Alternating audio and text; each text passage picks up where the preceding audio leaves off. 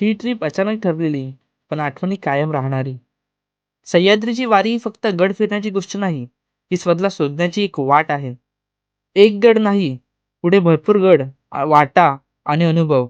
या सिरीजचा पहिला स्टॉप म्हणजे किल्ले हरिश्चंद्रगड. रस्ता जास्त होता, व्हिडिओ कमी होते, पण काही ठिकाणी कॅमेऱ्यापेक्षा अनुभव जास्त महत्त्वाचा असतो.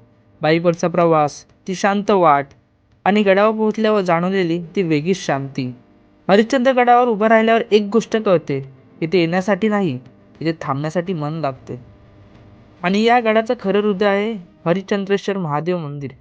इथे उभे राहिल्यावर शब्द आपोआप थांबतात आणि मन शांत होतं. हे मंदिर, ही हवा आणि हा नजारा कॅमेऱ्यात बंद करता येत नाही, तो फक्त मनात साठवता येतो. आणि इथून पुढची वाट आता आध्यात्मिक आहे. सह्याद्रीनंतर पुढचा थांबा अष्टविनायक लेण्याद्री गणपती. पुढच्या ब्लॉगमध्ये सह्याद्रीची वारी अजून सुरूच आहे.